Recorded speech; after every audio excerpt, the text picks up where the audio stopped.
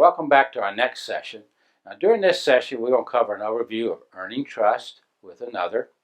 We're going to look at trust may look different to someone else, and that really matters if you're wanting that someone else to show up with you.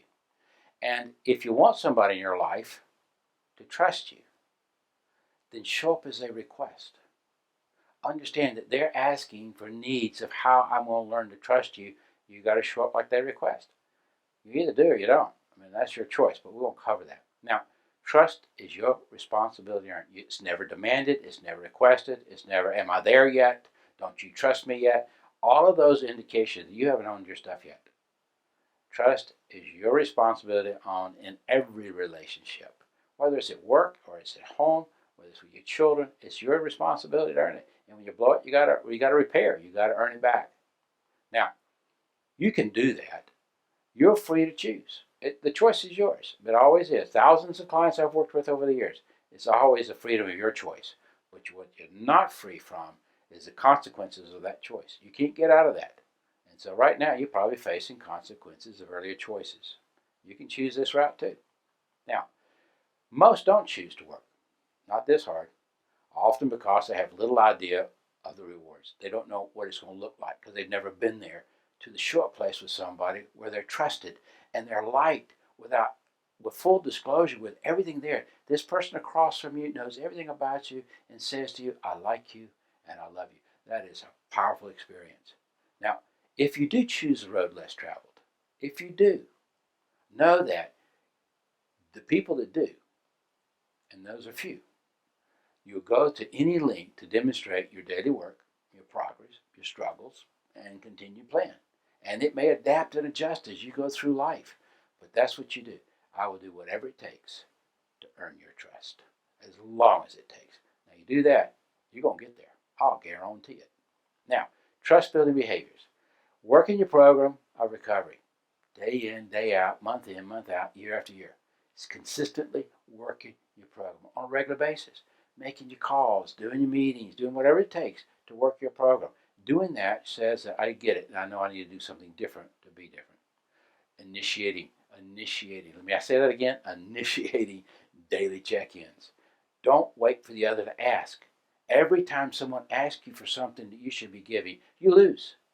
You lose opportunity to build trust. You lose everything else you've been doing because the trust goes out the window.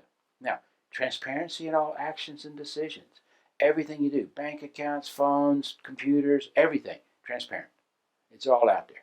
I am an open book, live in a glass house. I'm there. I won't hide a thing. Willingness to face consequences when boundaries are.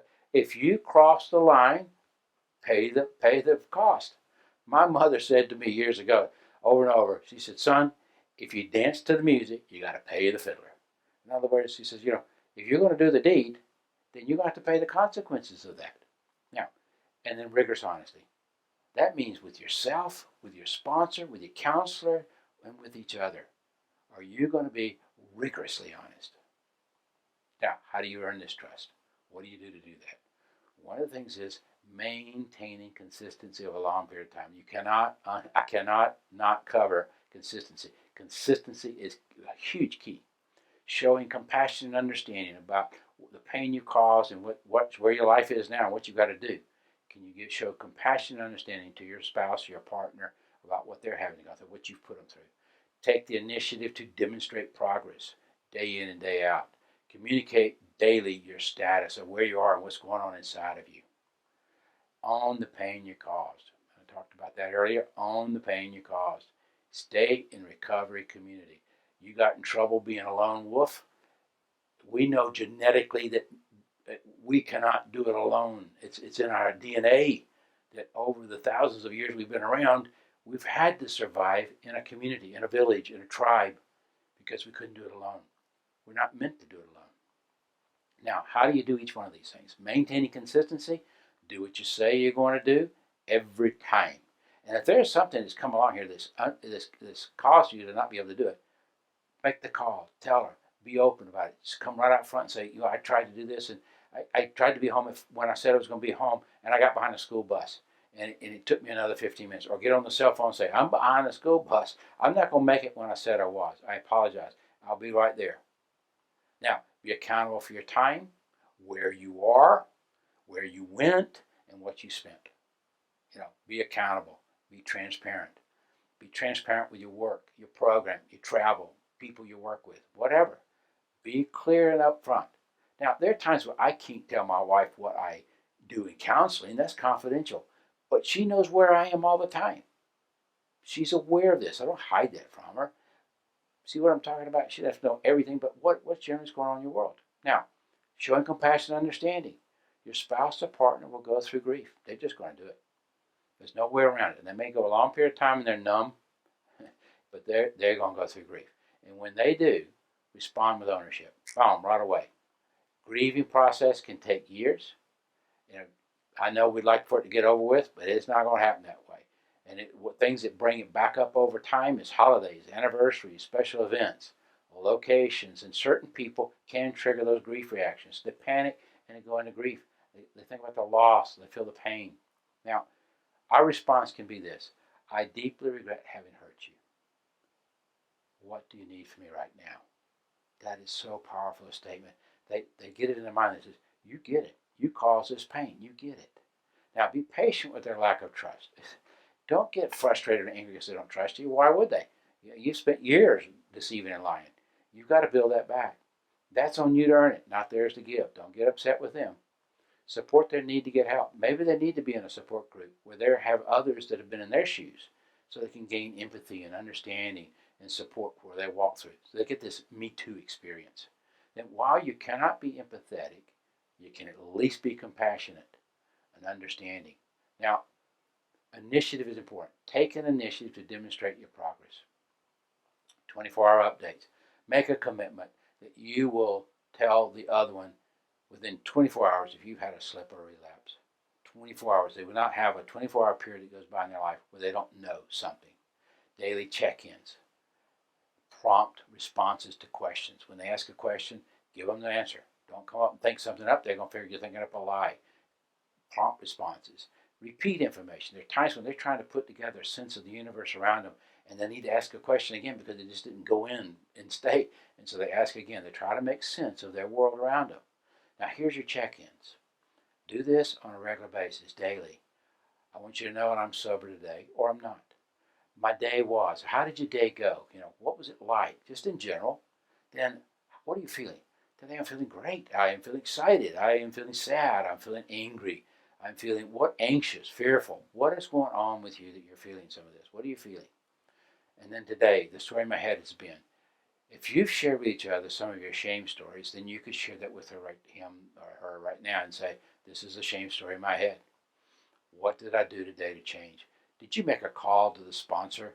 Did you set up another meeting to go to? Have you called your therapist to say, I'm going to go work on this with my therapist this next week? I've already called an appointment. That just settles the anxiety down. It lowers that ambient anxiety in your partner or spouse. Those are key important things. Now, on the pain you caused. I deeply regret having hurt you. This is frequent in the beginning. It's often that you have to say this. Patient respond demonstrates an understanding that you get your spouse's pain. Be patient with this. I understand I hurt you. I'm sorry. Now, stay in recovery community. Now, there's maintain an inner circle. I still have an inner circle after all these years of my own recovery. I don't do life without an inner circle. These are guys that know everything about me. I believe your inner circle should be same sex. So if you're a female, then stick with women. If you're a male, stick with men. Stick with your inner circle of your same sex. It's really important to be that open and vulnerable with people of your same sex. Maintain a sponsor forever. I got one. It's not my original one, but I still have a sponsor type person figure in my life. Meeting regular with others. That meeting regular is accountability. It's saying, I understand I can't do life alone, and I won't. Making calls regular. Continuing counseling as long as needed. Keep going, keep working, and do whatever it takes, even if I have to go back. Now, make your own to-do list here. This is part of your own accountability. This is taking your own inventory. This is part of your ownership stuff. So I want you to start by making a list of the requests your spouse or partner has stated. What did she say? I want to see this, or I want to do that, or what are you doing here? Make that list. It's your checklist. It becomes a checklist for you. Then you make a daily checklist of the requests that you consistently do. Okay, check them off. Have I done what I've been asked to do? Am I keeping up with it? Some guys say, well, I just forgot. Well, now, however many hundreds of years you've been doing the other hiding and dishonest behavior, you're going to have to retrain yourself and create habits to do it differently. Share these with your sponsor, and that you will be responsible to keep them updated. So you tell your sponsor, this is what I'm expected to do. I just want to report into you. Am I doing them on a daily basis?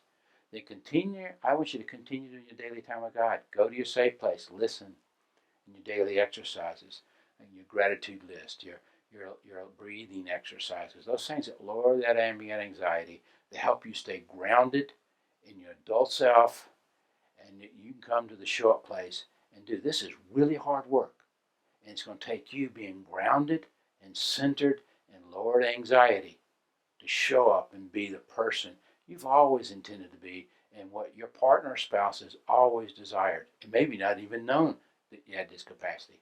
I challenge you to do that. See you next session.